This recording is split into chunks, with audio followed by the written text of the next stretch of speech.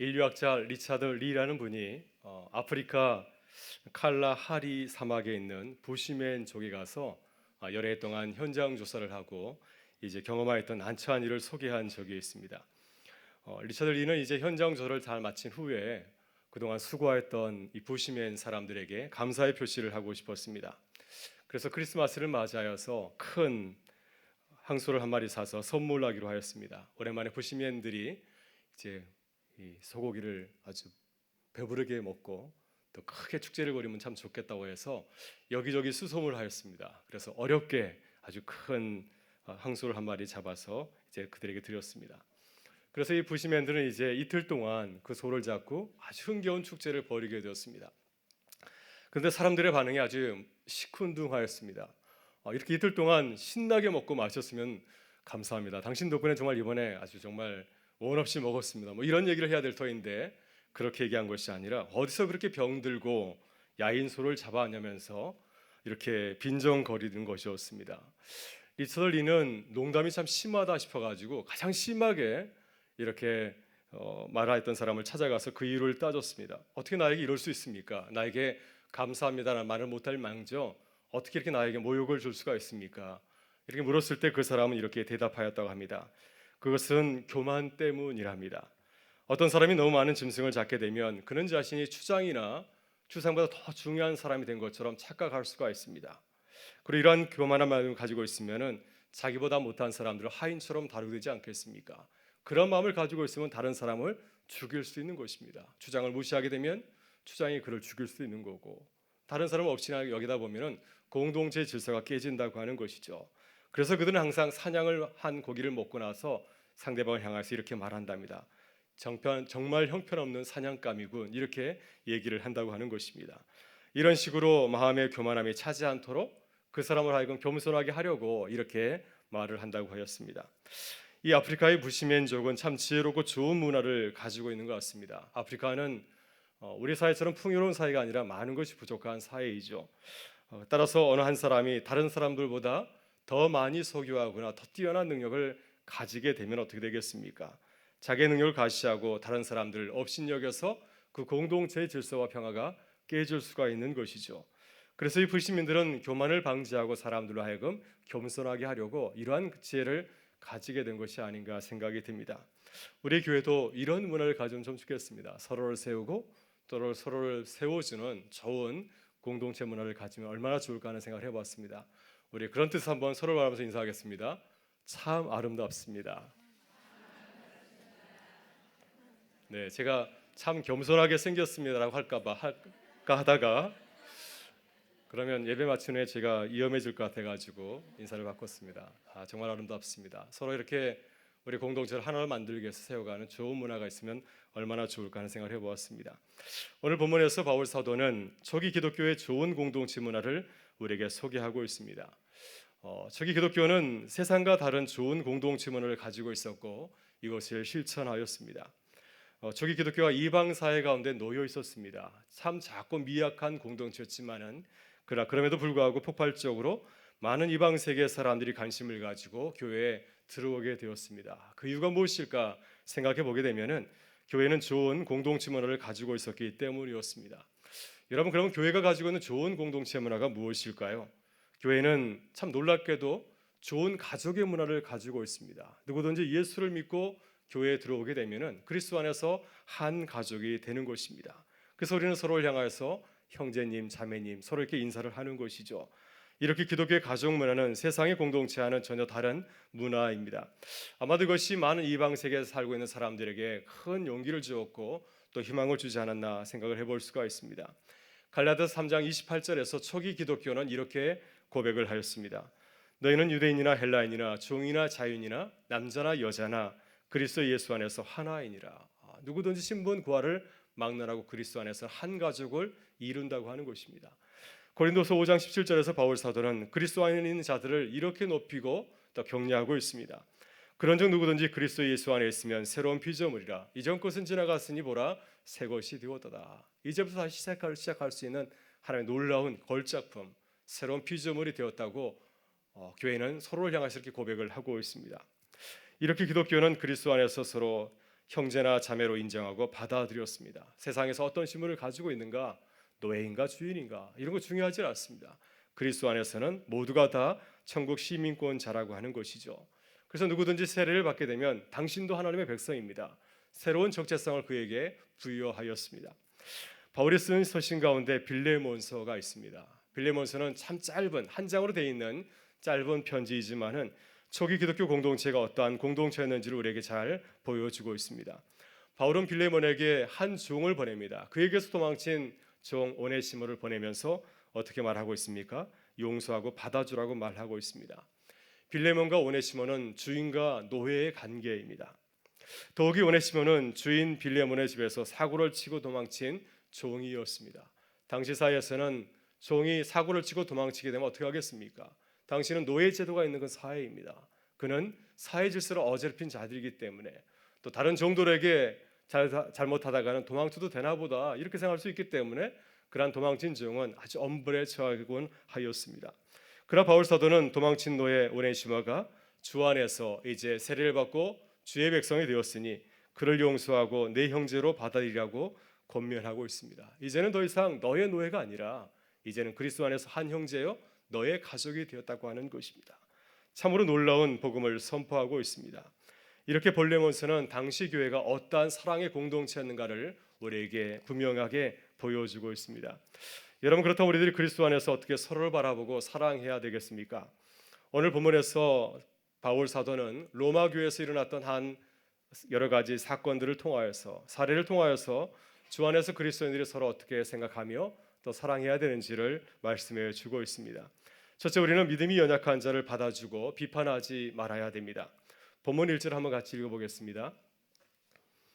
같이 읽겠습니다. 믿음이 연약한 자를 너희가 받되 그의 의견을 비판하지 말라. 네, 교회 안에는 믿음이 강한 자들도 있고 믿음이 약한 자들도 있습니다. 믿음이 강한 자들은 어떤 자들일까요? 교회 오랫동안 다니면서 신앙생활을 많이 한 자들일 것입니다. 성경에 대해서 많이 알고 있고 또 바른 신앙생활이 무엇인지를 분명히 알고 있습니다.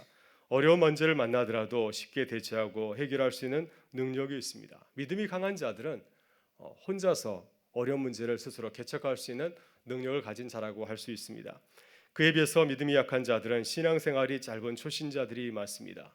이들은 성경에 대해서 잘 모르고 또 하나님이 어떤 분이신지도 잘 모릅니다. 기도도 어떻게 할 줄 잘 모르고 있습니다. 또 그리스도인들이 세상에서 어떻게 살아가야 되는 것인가에 대해서 잘 모릅니다. 특별히 어려운 문제를 만나게 되면 쉽게 대처하고 해결할 수 있는 능력이 별로 없습니다. 아주 작은 문제를 만난다 할지라도 시험을 받고 또 실족할 수 있는 여지가 있는 사람들이 바로 이 믿음이 약한 사람들입니다. 로마 교회도 믿음이 강한 자들이 있었고 또 믿음이 약한 자들이 있었습니다. 많은 성서학자들은 믿음이 연약한 자들을 유대인 그리스도인이라고 말하고 있습니다. 왜냐하면 그들은 여전히 교회 공동체 안에서 유대인의 율법을 지키려고 애쓰고 있었기 때문입니다. 이제 예수님께서 우리 가운데 오셨기 때문에 더 이상 우리가 율법에 매이지 않아도 됨에도 불구하고 그들은 여전히 유대인들이 소중하게 생각하였던 생명처럼 여겼던 율법들을 지키고 있었습니다. 안식일법을 지키고 있었고 또 정결법을 지키고 있었고 또 여러 가지 절기를 지키고 소중하게 생각하고 있었습니다. 이런 율법을 어기게 되면은 하나님의 언약에서 끊어질 것으로 그들은 두려워하였습니다. 이렇게 이들의 믿음이 연약한 것은 그들이 여전히 율법의 수준에 머물러 있었기 때문이었습니다. 율법을 뛰어넘지 못하였기 때문에 많은 성서학자들이 바로 이들이 로마 교회 안에서 믿음이 약한 자들이 아닌가 이렇게 생각을 하고 있습니다. 그러나 믿음이 강한 자들은 어떤 사람이겠습니까? 이방인 그리스도인들이었고 또한 바울과 같이 소수의 유대인 그리스도인들이었습니다.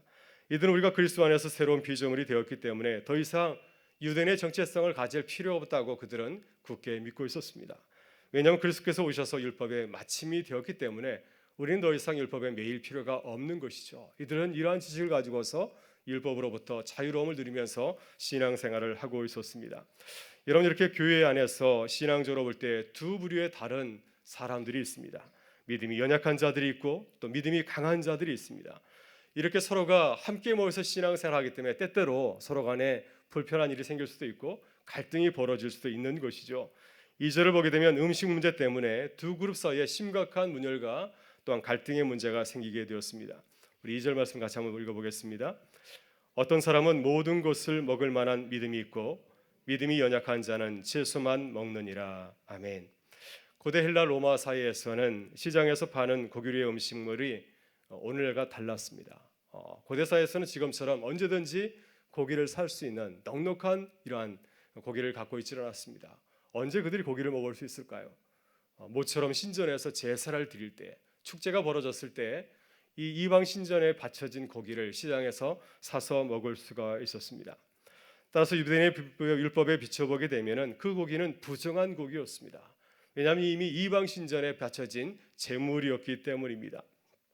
다니엘이 바벨론 포로로 끌려갔을 때 왕궁에서 고기를 먹지 아니하고 채소만 먹지 않았습니까? 이와 같이 경건한 유대인들은 시장에서 파는 고기를 먹으려고 하지 아니하고 오로지 그들은 정결한 채소만을 먹었습니다. 반면에 이방인 그리스도인들은 거리낌 없이 이 고기를 사서 자유롭게 먹었습니다. 그런데 3절을 보게 되면 고기 먹는 자와 고기를 먹지 않는 자가 서로 행위를 바라보면서 서로 비판하였던 것입니다. 우리 3절 말씀을 같이 한번 보겠습니다. 먹는 자는 먹지 않는 자를 업신여기지 말고 먹지 않는 자는 먹는 자를 비판하지 말라. 이는 하나님이 그를 받으셨음이라. 아멘. 우리는 모두 각자 고유한 눈을 가지고 있습니다. 믿음이 강한 자든 믿음이 약한 자든 자신이 세상을 바라보면서 판단할 수 있는 자신의 그 신앙의 눈을 가지고 있습니다. 내 신앙생활에 비춰볼 때 상대방이 신앙생활을 정말 잘하고 있으면 저분은 신앙생활을 정말 잘하는구나. 또 저를 바라보면서도 저분은 참 신앙이 좋으신 목사님이구나. 자신의 기준에 따라서 목사님이라 할지라도 판단하지 않습니까? 그리고 내 신앙 기준으로 볼 때 신앙생활이 형편없는 사람을 보게 되면은 저 사람은 신앙이 없다. 저 사람은 그리스도인이 아니야. 이렇게 말하고 하지는 않습니까? 지금 로마 교회도 각자가 자기의 눈을 가지고서 서로를 판단하고 또 비방을 하고 있습니다. 유대인 그리스도인들은 고기를 먹는 이방인 그리스도인을 향하여서 바라보면서 비방합니다. 어떻게 이방 신전에 바쳐진 고기를 먹일 수 있는가? 그러고도 신앙인인가? 깨끗한 음식을 먹어야지. 이렇게 서로를 바라보면서 판단하고 있습니다. 반면에 이방인 그리스도인들은 채소만 먹는 유대인 그리스도인을 향하여서 업신여겼습니다. 아직까지도 그런 수준에 머물러 있는가? 우리가 모든 것을 다 먹을 수 있는데 불구하고 아직까지도 채소만 먹고 있는가? 너희 신앙은 채소 신앙이야. 이렇게 그들을 향하여서 꾸짖고 또 업신여기고 있습니다. 이렇게 서로가 서로에게 지금 하고 있는 행동을 정죄하고 또 금지할 것을 요구하였습니다. 여러분들이 이렇게 서로 신앙적인 관점이 달라서 부딪힐 때 어떻게 해야 될까요? 우리는 서로를 용납하고 인정해 주어야 됩니다. 내가 가지고 있는 그 신앙 지식을 가지고서 사람을 판단하는 것이 아니라 상대방이 가지고 있는 그 신앙, 작으면 작은 대로 또 금은 금대로 우리가 서로 존대하고 받아주는 것이 그리스도인의 모습이라고 하는 것입니다. 여러분, 그 이유가 무엇이겠습니까? 그것은 오로지 사람을 비판하고 판단할 수 있는 그 대상은, 그런 능력을 가진 자는 내가 아니라 하나님이시기 때문에 그런 거죠. 만일 저 사람이 잘못된 신앙을 가지고 있으면 저 사람을 심판하고 판단하실 분은 내가 아니라 하나님이라고 하는 사실입니다. 만약 내가 그 사람을 향하여서 비판하고 판단하게 되면은 나는 어떠한 죄를 범하는 것이죠? 하나님을 대신하여서 심판하는 죄를 범하게 되는 것입니다. 그렇기 때문에 우리는 문화적인 차이나 신앙관 때문에 벌어지는 일이 있을 때 서로를 용납해주고 또한 서로를 받아주어야 될 줄 믿습니다. 그래서 바울은 4절에서 이렇게 증거하고 있습니다. 같이 한번 보겠습니다. 남의 하인을 비판하는 너는 누구냐? 그가 서 있는 것이나 넘어지는 것이 자기 주인에게 있음에 그가 소용을 받으리니 이는 그를 세우시는 권능이 주께 있음이라. 그래서 모든 그 권능이 하나님께 있다고 하는 것입니다. 이제 바울은 5절에서 로마 교회에서 벌어진 또 다른 문제를 이렇게 이야기를 하고 있습니다. 5절 말씀을 같이 보시면은 어떤 사람은 이날을 전날보다 낮게 여기고 어떤 사람은 모든 날을 같게 여기나니 각각 그 마음으로 자기 마음으로 확정할지니라. 아멘. 이것도 믿음이 강한 자들과 또 믿음이 약한 자들 사이에 벌어진 일이었습니다. 유대인 그리스도인들은 유대인들이 소중하게 여기는 거룩한 날들 안식일을 준수하고 잘 지켰습니다. 그러나 이방인 그리스도인들은 그렇게 생각하지 않았습니다. 모든 날들이 다 중요하지. 특별히 안식일이라든지 또 속죄일이라든지 유월절이라든지 유대인들이 소중히 여기는 절기뿐만 아니라 모든 날들이 다 소중하다고 생각하였습니다. 이렇게 서로 생각이 다르다 보니까 어떻게 되었습니까? 이것이 서로의 다른 지식과 또 신앙의 내용과 경험이 서로가 부딪히고 또 서로가 걸려 넘어지는 문제가 발생하게 된 것이죠. 그래서 로마 교인들은 서로를 인정하지 아니하고 또 서로의 신앙을 고쳐주려고 하였습니다. 그러다 보니까 서로를 비판하고 서로를 업신여기는 일이 발생한 것입니다. 이렇게 신앙생활에 대해서 서로 다른 생각이 있을 때 우리는 어떻게 해야 되겠습니까? 6절에서 바울은 우리의 생각이 서로 다를지라도 그 사람이 주를 위해서 한다고 한다면, 하나님의 영광을 위해서 하고 또 하나님께 감사하고 있다고 한다면 기꺼이 그를 받아주고 용납해 주라고 말씀을 하고 있습니다. 우리 6절의 말씀을 같이 한번 보겠습니다. 나를 중히 여기는 자도 주를 위하여 중히 여기고 먹는 자도 주를 위하여 먹으니 이는 하나님께 감사함이요 먹지 않는 자도 주를 위하여 먹지 아니하며 하나님께 감사하느니라. 아멘. 네, 우리는 구원의 문제에 대해서는 절대 양보해서는 아니 됩니다. 예수 그리스도 외에 다른 길로도 우리가 구원에 이를 수 있다, 이런 주장을 하게 되면 우리는 도저히 용납할 수가 없고 또 그를 교회에 받아들일 수도 없습니다. 바울은 갈라디아에서 1장에서 아주 무서운 말씀을 합니다. 만약 다른 복음을 전하는 자에게는 하나님의 저주가 있을 거라면서 하나님의 저주를 선포를 하고 있습니다. 구원의 문제에 대해서는 우리가 도저히 양보할 수 없기 때문에 그런 것이죠. 그러나 그 외의 문제에 대해서는 문화적인 차이라든지 신앙 간의 차이 때문에 벌어지는 작은 갈등이나 다른 점들은 우리가 기꺼이 받아줘야 된다고 하는 것이죠. 그래야 교회가 나뉘지 아니하고 서로 다양성을 유지하면서 통일된 교회의 모습을 가질 수 있기 때문입니다. 둘째, 그렇다면 우리들이 왜 주 안에서 내 형제를 비판하지 말고 용납해야 될까요? 그것은 우리들이 그리스도를 위해서 살고 또 그리스도를 위해서 죽는 주님의 백성이기 때문입니다. 우리는 교회 안에서 서로 간에 부딪힐 때 우리의 존재 이유를 다시 한번 생각해 보아야 됩니다. 우리는 그리스도 안에서 누구입니까? 우리는 우리 자신을 어떻게 이해하고 있습니까? 본문 7절부터 9절에서 바울은 우리 자신과 또 우리가 존재하는 그 이유를 세 가지로 나누어서 말씀을 하고 있습니다. 먼저 우리는 우리 자신을 위하여 살거나 죽는 존재가 아닙니다. 7절을 같이 보겠습니다. 우리 중에 누구든지 자기를 위하여 사는 자가 없고 자기를 위하여 죽는 자도 없도다. 네, 우리는 우리 자신을 위해서 사는 자도 아니고 또 우리 자신을 위해서 죽는 자도 아니라고 하는 것이죠. 이 사실을 분명히 알 때 우리가 서로를 이해할 수가 있습니다. 다음으로, 그렇다면 우리는 누구를 위해서 살거나 죽어야 됩니까? 우리는 주를 위해서 살고 또 주를 위해서 죽는 존재입니다. 왜냐하면 우리는 그리스도의 것이기 때문이죠. 8절에서 바울은 이렇게 증거하고 있습니다. 같이 읽어보겠습니다. 우리가 살아도 주를 위하여 살고 죽어도 주를 위하여서 죽나니 이러므로 살아 죽으나 우리는 주의 것이로다. 우리는 우리의 소유가 아니라고 하는 것이죠. 우리는 그리스도에서 살고 또 그리스도에서 죽는 자라고 바울은 우리의 모습을 이렇게 증거하고 있습니다. 마지막으로, 그렇다면 우리는 왜 우리 자신의 것이 아니라 왜 주님의 것입니까? 그것은 그리스도께서 우리를 위해서 죽었다가 살아나셨기 때문이었습니다. 9절에서 바울 사도는 이렇게 증거하고 있습니다. 같이 한번 읽어보겠습니다. 이를 위하여 그리스도께서 죽었다가 다시 살아나셨으니 곧 죽은 자와 산 자의 주가 되려 하심이라. 아멘. 이렇게 바울 사도는 우리 자신을 그리스도 중심적으로 이해를 하고 있습니다. 교회는 머리이신 그리스도의 몸을 이루는 성도들의 신앙 공동체입니다. 우리는 누구입니까? 우리는 그리스도의 몸을 이루는 거룩한 지체들이죠. 만약 우리가 우리 자신을 그리스도의 몸을 이루는 교회의 지체라고 본다면 우리는 내 중심적으로 교회를 바라보는 것이 아니라 머리신 그리스도의 눈으로 교회를 바라봐야 됩니다. 그래서 주님께서 바라시는 것이 무엇인지를 분별하고 그 뜻대로 따라야 됩니다. 그래야 내가 죽고 또 그리스도의 몸인 교회가 살아나야 또 교회가 하나님께 영광을 돌리는 공동체가 될 수 있기 때문입니다. 바울 사도는 갈라디아서 2장 20절에서 아주 놀라운 선언을 하고 있습니다. 나는 죽었다. 나는 더 이상 내가 사는 것이 아니라 이제는 내 안에서 그리스도가 사는 것이라고 고백을 하고 있습니다. 내가 그리스도와 함께 십자가에 못 박혔나니 그런즉 이제는 내가 사는 것이 아니요 오직 내 안에 그리스도께서 사시는 것이라. 이제 내가 육체 가운데 사는 것은 나를 사랑하사 나를 위해서 자기 자신을 버리신 하나님의 아들을 믿는 믿음 안에서 사는 것이라. 이제는 내가 사는 게 아니라고 하는 거죠. 나는 이미 죽었다. 이제 내 안에는 그리스도께서 살고 있다고 그런 고백을 하고 있습니다. 여러분, 우리가 우리 안에서 형제 자매들과 열심히 사역하다가 서로 간에 어려운 문제가 생기게 되었을 때, 갈등이 생겼을 때 우리는 바울 사도처럼 우리 자신을 돌아봐야 됩니다.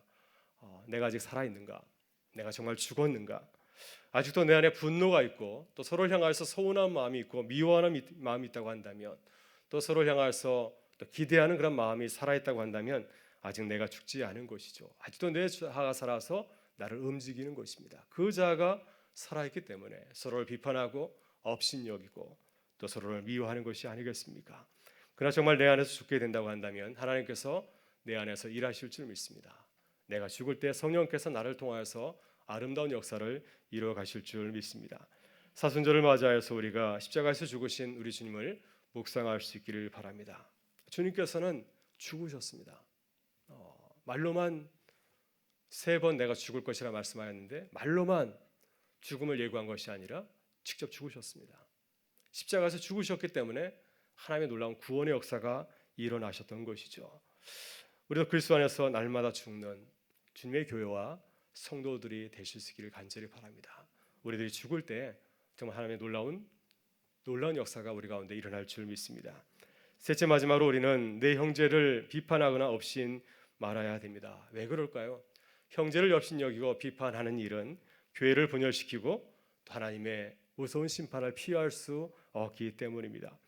본문 10절부터 12절에서 바울 사도는 이 사실을 이렇게 증거하고 있습니다. 같이 한번 읽어보겠습니다. 내가 어찌하여 내 형제를 비판하느냐? 어찌하여 내 형제를 업신여기느냐? 우리가 다 하나님의 심판대 앞에 서리라. 기록 쓰였으되 주께서 이르시되 내가 살았노니 모든 무릎이 내게 꿇을 것이요 모든 혀가 하나님께 자백하리라 하였느니라. 이러므로 우리 각 사람이 자기 일을 하나님께 짓고 하리라. 아멘. 네, 사도 바울은 로마 교인들에게 다시 엄중하게 부탁하고 있습니다.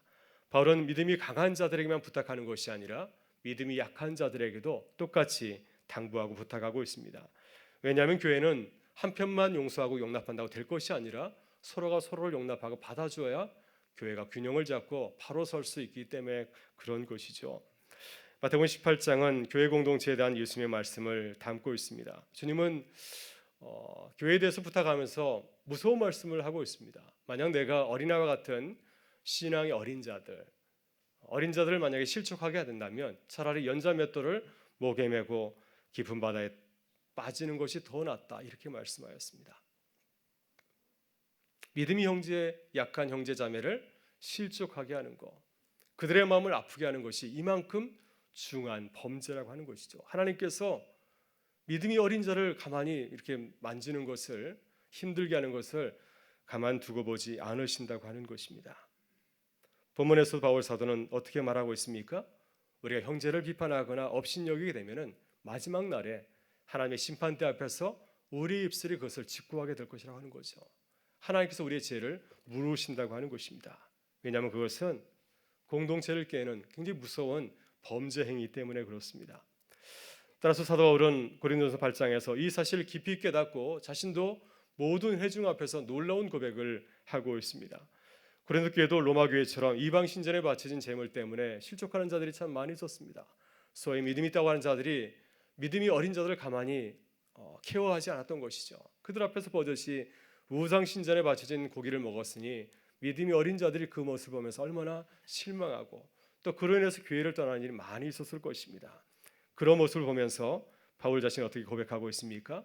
만약 내가 형제 자매를 실족하게 한다면 나는 영원히 고기를 먹지 아니하리라. 그가 이렇게 고백하고 있습니다.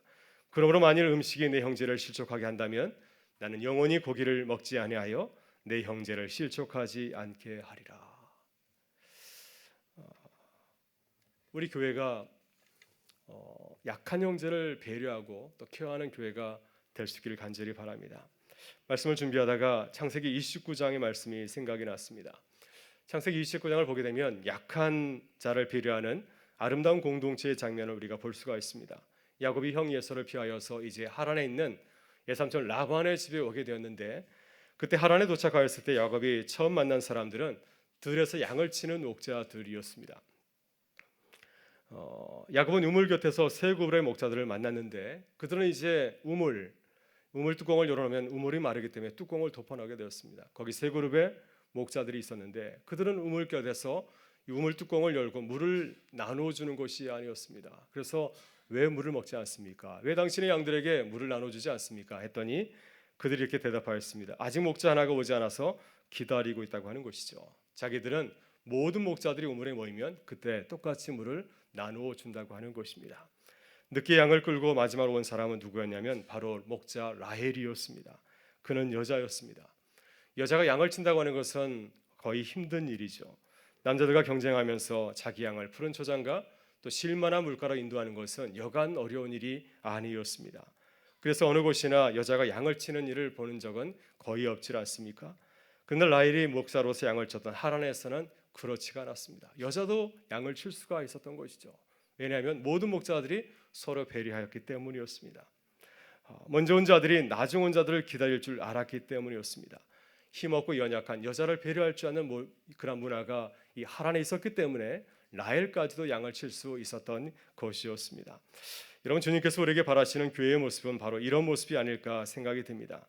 가장 먼저 온 사람, 힘센 사람이 먼저 우물을 차지하고 그 모든 물을 다 마셔버리는 것이 아니라 가장 늦게 온 여자인 라헬까지도 기다려서 함께 물을 나누어 먹는 그런 공동체, 이런 공동체 주님께서 기뻐하시는 공동체요, 또 모두가 행복하게 삶을 누릴 수 있는, 은혜를 나눌 수 있는 그런 공동체가 아닐까 생각이 듭니다.